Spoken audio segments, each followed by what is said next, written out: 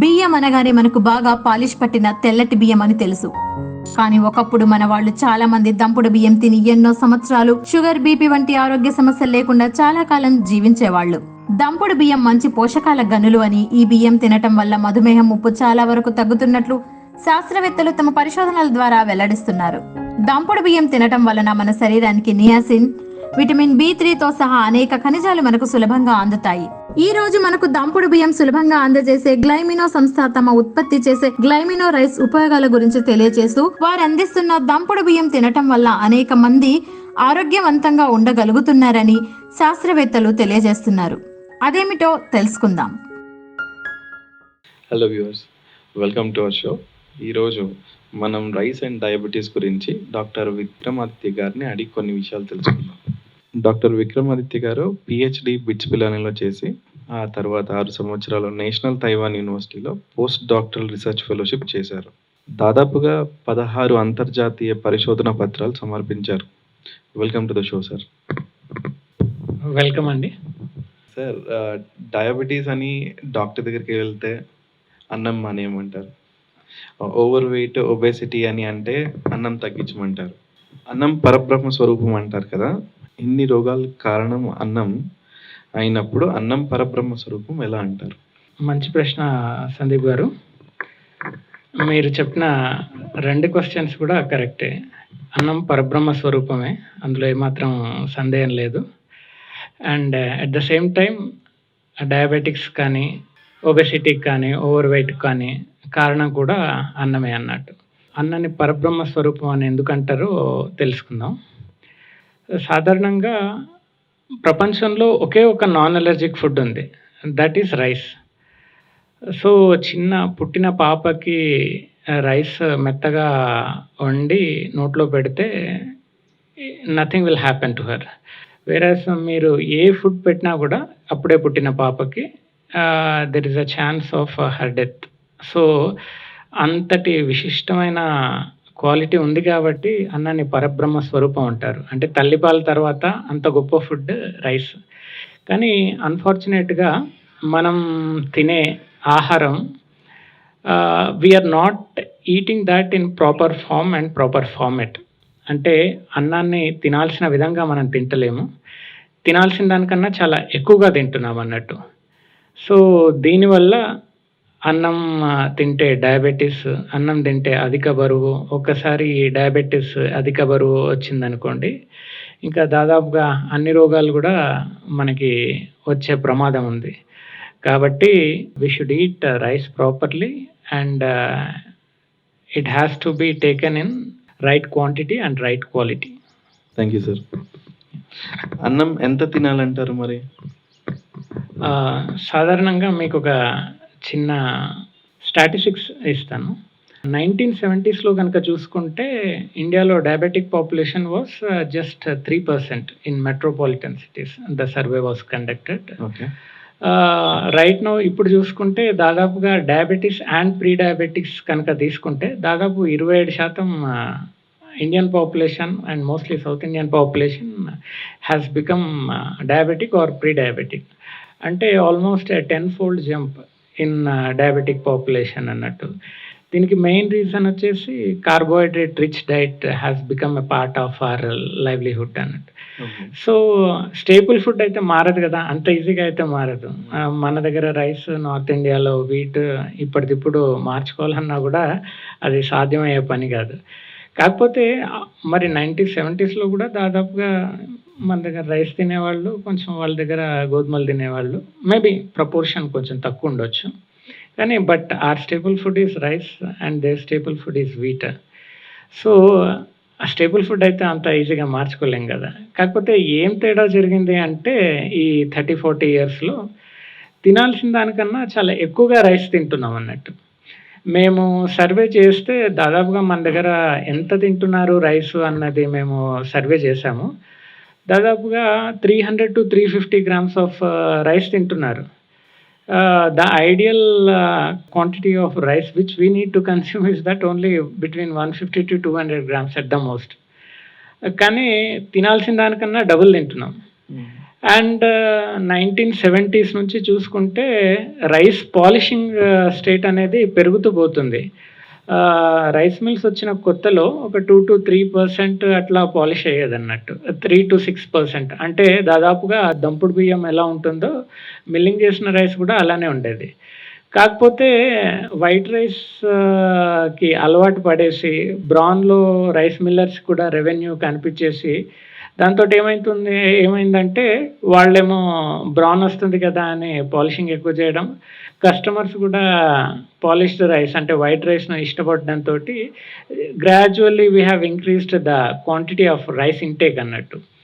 So this has resulted in increasing the quantity of rice which we consume.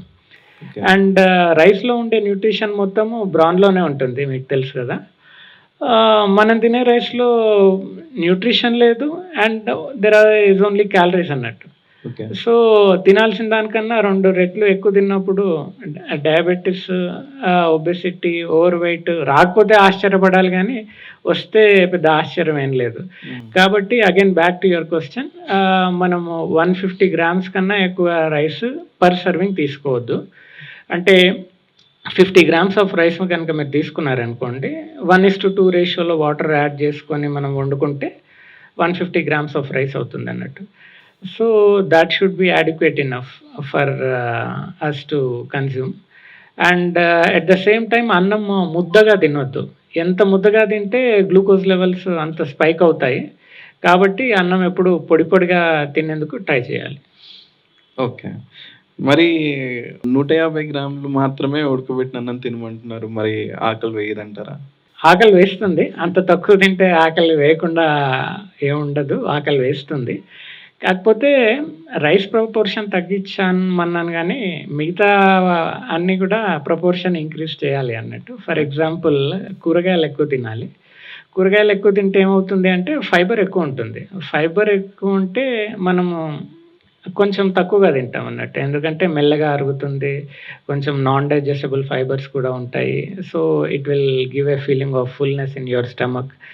So కూరగాయలు, పళ్ళు, దాల్, if you are a non vegetarian you can take chicken or anything of that sorts, but in boiled form, not in deep fried form. ఇట్లాంటి వాటి proportion ఎక్కువ తీసుకోవాలి. మీరు బేసికల్‌గా మన ప్లేట్ కనుక చూస్తే only you will find carbohydrate, only you will find fat. What it lacks is that there is no protein and there is no fibre. Fibre లేదండి. ప్రోటీన్, ఫైబర్ లేదు. కాబట్టి ఆ క్వాంటిటీ పెంచి కార్బోహైడ్రేట్, ఫ్యాట్ క్వాంటిటీ కనుక తగ్గిస్తే you will be healthy overall. Yeah! Okay.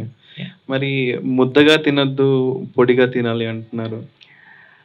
ముద్దగా తినొద్దు, పొడిగా ఎందుకు తినాలి అంటే, ముద్దగా తింటే ఏమైపోతుంది అంటే గ్లైసెమిక్ ఇండెక్స్ అని ఒక పారామీటర్ ఉంటుంది అన్నట్టు. గ్లైసెమిక్ ఇండెక్స్ వాల్యూ ఎంత ఎక్కువగా ఉంటే గ్లూకోజ్ లెవెల్స్ అంత ఎక్కువగా పెరుగుతాయి బాడీలోకి.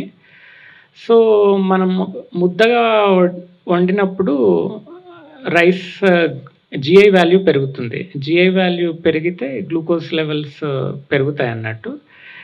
That is the reason why కొంచెం పొడి పొడిగా తింటే మెల్లగా అరుగుతుంది. గ్లూకోజ్ లెవెల్స్ గ్రాడ్యువల్‌గా పెరుగుతాయి. That is good for your well being. Okay. మార్కెట్‌లో డయాబెటీస్ కోసమని షుగర్ ఫ్రీ రైస్ అని, డయాబెటిక్ రైస్ అని, లో జీఐ రైస్ అని అమ్ముతుంటారు కదా! వాటిని ఎంచుకోవచ్చా? ఇది మార్కెట్‌లో లో GI rice, sugar free rice, diabetic rice అని నిజంగానే దొరుకుతున్నాయి. కాకపోతే అవి ఒకటే మీ రైస్ ఎంచుకోవడానికి క్రైటీరియా అవ్వకూడదన్నట్టు. ఎందుకు అంటే బేసిక్‌గా మనం రైస్ కొనేప్పుడు 3 విషయాలు ఆలోచించుకోవాలి. మీరన్నట్టుగా లో జీఐ రైసా కాదా? లో జీఐ రైస్‌ను ప్రిఫర్ చేయాలి. ఎందుకంటే గ్లూకోజ్ లెవెల్స్ గ్రాడ్యువల్‌గా పెంచుతుంది. ఇన్‌స్టంటేనియస్‌గా పెంచదు కాబట్టి లో జీఐ రైస్ మంచిదే. ఓకే. అదొకటే సరిపోదన్నట్టు. రైస్ ఎప్పుడైనా కూడా లో లెవెల్స్ ఆఫ్ పాలిషింగ్ మెయింటైన్ అవ్వాలి అన్నట్టు. అంటే దంపుడు బియ్యం క్వాలిటీలో పాలిషింగ్ ఉండాలి. సో ఎందుకంటే rice is a complex carbohydrate. మనం ఎప్పుడైతే పాలిష్ చేస్తూ పోతామో it becomes into a simple carbohydrate. ఈ సింపుల్ కార్బోహైడ్రేట్ ఈజీగా అరుగుతుంది. గ్లూకోజ్ లెవెల్స్ను తొందరగా స్పైక్ చేస్తుంది అన్నట్టు. సో లో జిఐ రైస్ ఒకటే కాదు, it should be in medium polished form, అంటే దంపుడు బియ్యం పాలిషింగ్ లెవెల్స్ మెయింటైన్ అవ్వాలి, వైట్ రైస్ ఫామ్లో ఉండకూడదు. ఇంకొకటి థర్డ్ పారామీటర్ ఏంటంటే పంజాబ్, హర్యానా తర్వాత అత్యధికంగా పురుగుల మందుల వాడకం తెలంగాణ, ఆంధ్రప్రదేశ్లో ఉంది అన్నట్టు. అంటే ఫర్ ఎగ్జాంపుల్ మీరు యుఎస్ కానీ యూరోప్ కానీ రైస్ ఎక్స్పోర్ట్ చేయాలి అనుకున్నారు అనుకోండి, it has to go through 32 different quality checks. అంటే అన్ని రకాల పెస్టిసైడ్ టెస్టింగ్ జరిగిన తర్వాతే అవి ఓకే అయితే అప్పుడు you are allowed to export to that developed market. కానీ ఇండియాలో టెస్టింగ్ అంత స్ట్రింజెంట్గా లేదు. అండ్ మనం చూస్తున్నాం కదా, చాలా మందికి కొన్ని రోగాలు వస్తాయి, ఎందుకు వస్తున్నాయో తెలియదు, ఎన్ని క్యాన్సర్స్ వస్తున్నాయో తెలియదు, పెరాలసిస్ వస్తున్నాయో తెలియదు. So the thing is that testing అనేది కూడా చాలా ఇంపార్టెంట్. ఇది మనము అట్లీస్ట్ ఇప్పుడైనా కూడా we need to develop such kind of quality checks, not just for rice but for everything what we consume. ఈ క్వాలిటీ చెక్స్ అనేవి సరిగ్గా చేస్తున్నారా లేదా అనేది కూడా చూడాలి. ఎందుకంటే రైతులకి అవగాహన లేమి వల్ల వాళ్ళు చెప్పేవాళ్ళు లేరు, వాళ్ళకి ఏదో తెలిసింది అక్కడ పురుగుల మందు షాప్కి వెళ్తారు, వాడు ఏది చెప్తే అది తీసుకుంటారు, వాడికి ఏది లాభం వస్తే వాడు అదే సజెస్ట్ చేస్తాడు. అవి బ్యాండ్ కెమికల్స్ అయినా సరే అవి విచ్చలవిడిగా కొట్టడం జరుగుతుంది. So that is the thing which we need to monitor. ఈ మూడు చూసుకోవాలి. ఇట్ షుడ్ బి అ లో GI rice and it should be medium level polished and it should be tested అన్నట్టు. ఈ మూడు కండిషన్స్ చూసుకొని ఆ తర్వాత మీరు రైస్ చూస్ చేసుకోవాలి. రైస్లో జింక్ ఉంటుందా? మీరు చూసి అడిగినట్టున్నారు. I will tell you a small history regarding that. ఇప్పుడు సాధారణంగా మీరు కరోనా టైంలో ఈ జింకోవిడ్ టాబ్లెట్ గురించి వినే ఉంటారు కదా.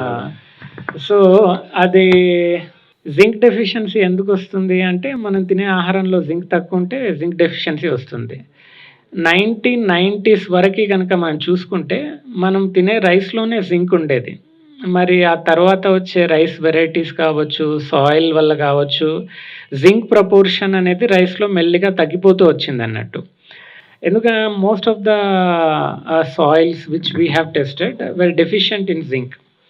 సో జింక్ డెఫిషియన్సీ, అసలు సాయిల్లోనే జింక్ లేకపోతే మొక్కేం తీసుకుంటుంది. ఇంకోటి రైస్లో కూడా దాదాపు 200 రకాల వెరైటీస్ ఉన్నాయి మన తెలుగు స్టేట్స్లో సాగు చేసేవి. అందులో జింక్ తీసుకోగలిగే వెరైటీస్ చాలా తక్కువ అన్నట్టు. సో రీసెంట్గా Indian institute of rice research వాళ్ళు ఒక జింక్ రిచ్ రైస్ వెరైటీని డెవలప్ చేశారు అండ్ ఇట్ ఆల్సో హ్యాడ్ లో జిఐ క్వాలిటీ అన్నట్టు. సో మేము గ్లైమినో కంపెనీ తరఫు నుంచి we have licensed that variety. మేము ఆ వెరైటీ తీసుకొని మేము ఫార్మర్స్కి ఆ వెరైటీ ఇచ్చి సాయిల్ టెస్ట్ చేసి సాయిల్లో adequate amounts of zinc levels ఉన్నాయా చూసుకొని ఆ తర్వాత మేము ఆ సాయిల్ ప్రాపర్గా ఉంది అని ఎన్ష్యూర్ చేసుకున్న తర్వాత ఆ సీడ్ రైతులకు ఇచ్చి మేమే పండించి మేమే ప్రొక్యూర్ చేసి we are giving it through the brand name called Glymino అన్నట్టు. So it is low in GI and it is medium milled, అంటే దంపుడు బియ్యం క్వాలిటీలో ఉంటుంది, plus it is rich in zinc and most importantly we test 32 different parameters of pesticide testing is gone through అన్నట్టు. The product will undergo such kind of stringent norms in accordance with US and European standards అన్నట్టు. So only after that we will pack our produce. So our intention is that to give a healthy rice to each and every person on what do you say in our states or in our country. At least we are starting in that direction. Great sir. Yeah sir, ఇప్పుడు మీరు అంటున్నట్టుగా దంపుడు బియ్యం అన్నారు, తర్వాత మార్కెట్లో వినడానికి single polish అంటారు, hand pound అంటారు, ఒక పట్టు బియ్యం అంటారు. ఇవన్నీ ఒకటేనా లేకపోతే వేరు వేరా? So I will extend your question further అన్నట్టు.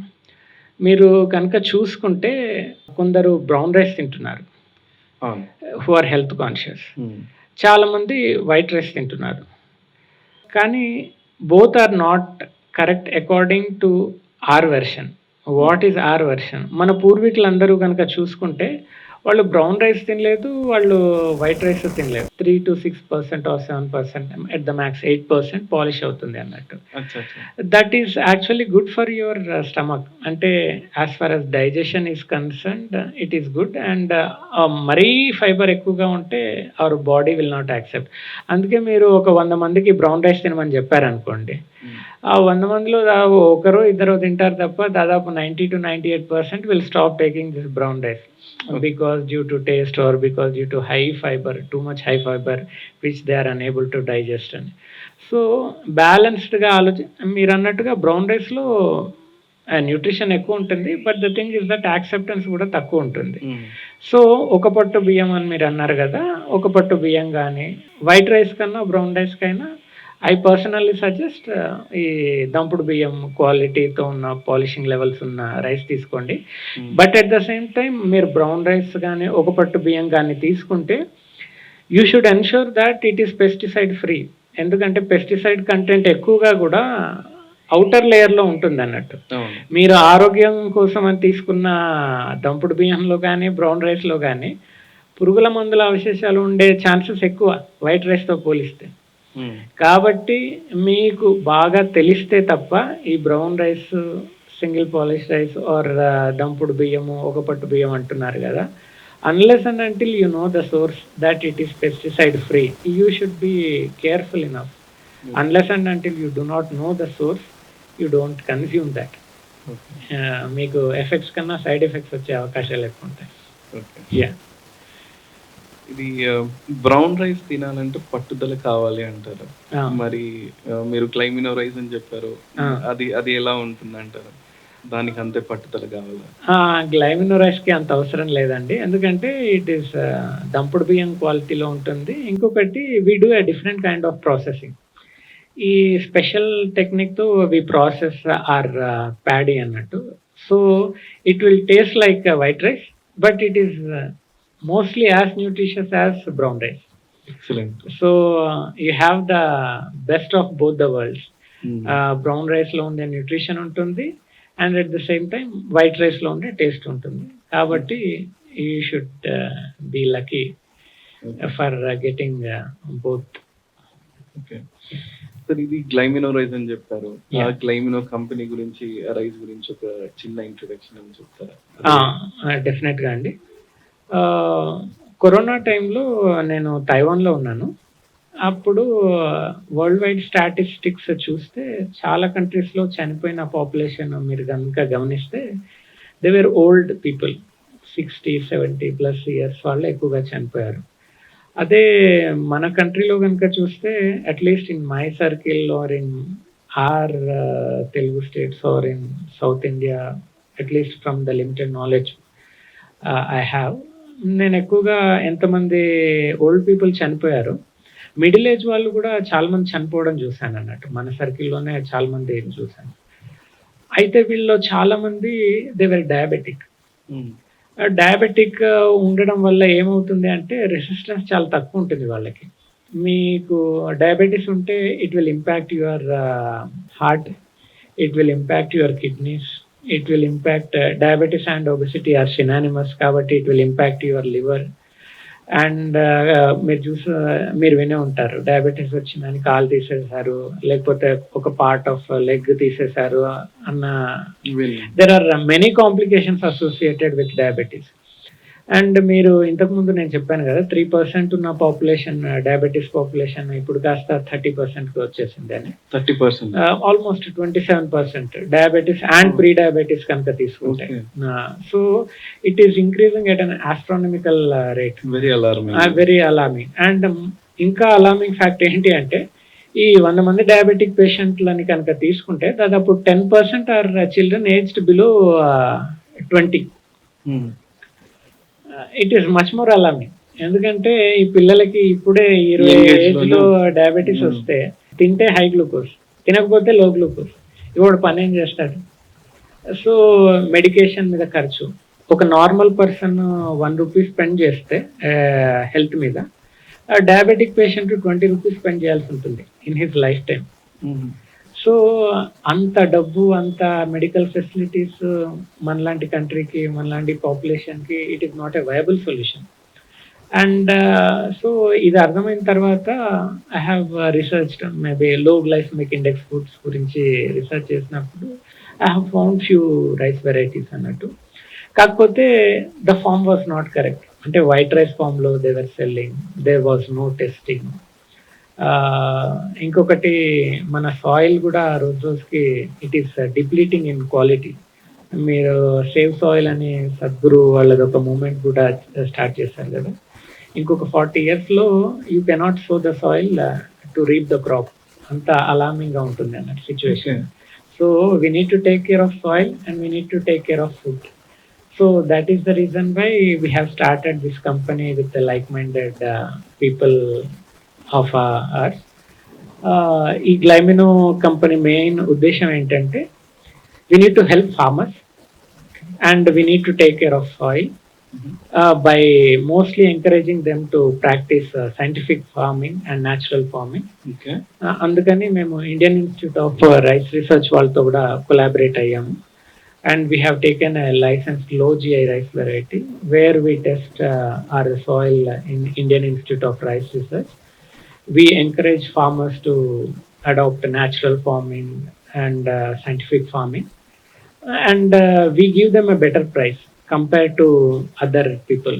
We give them a fair price, and at the same time we do not compromise on the quality of rice. Excellent. So it will be low in GI. It will be rich in nutrition. It will be rich in zinc, and it will undergo 32 different types of quality checks. Mm. And only then we procure that and pack that. And our intention is that India lo kuda US European standards maintain cheyali. Food ganaka correct ga unte medical kharchulu chaala tagutayi. Maybe 1 rupee you can spend more on your food, but it will help you in saving 100 rupees on your medication and health. So that is the motto of our organization or the company. We have started in a small way. Hope we will reach in a bigger way in coming future. Excellent. Yeah. Last but one question sir. Yeah. ఇది ఈ rice varieties అంటున్నారు, మరి ఇవి indigenous వెరైటీసా లేకపోతే ఇవి GMO వెరైటీసా? ఇవి 100% indigenous varieties అండి. Developed from our Indian variety of rice. Indian paddy varieties మన సాంబార్ రోడ్లు అని అప్పటి నుంచి కనుక తీసుకుంటే they were actually low GI varieties. అప్పుడు ఇంత డయాబెటీస్ లేదు కాబట్టి no one was concerned about this low GI. But most of our mostly అని నేను చెప్పలేను కానీ there are many Indian rice varieties which were low in GI. Okay. So these varieties are developed from those. Okay. So it is 100% indigenous, and it is natural, and it is not a GMO variety or a hybrid variety. It is a natural indigenous rice variety. Okay. Yeah. And ఇది Glymino rice ఒకవేళ నాకు ఇప్పుడు interest create అయింది మీరు చెప్తూ ఉంటే, నేను వెంటనే ట్రై చేద్దాం అనుకుంటున్నాను. నేను ఎక్కడ దీన్ని తీసుకోవచ్చు? ఓకే, రైట్ నౌ మనకి హైదరాబాద్లో అరౌండ్ 7 to 8 డిస్ట్రిబ్యూటర్స్ ఉన్నారు. విజయవాడలో ఉన్నారు, విశాఖపట్నంలో ఉన్నారు, అండ్ బెంగళూరులో కూడా ఉన్నారు. బట్ మీకు డిస్ట్రిబ్యూటర్స్ అందుబాటులో ఉండొచ్చు, ఉండకపోవచ్చు. మీరు అమెజాన్లో ఆర్డర్ చేయండి. If you are interested, you can directly connect us through our website or through our distribution channel. You can try it on Amazon, and then you can find the difference. Thank you sir. Yeah. Thanks for time sir. మా షోకి వచ్చినందుకు ధన్యవాదాలు. Thank you very much. Thank you. Thank you.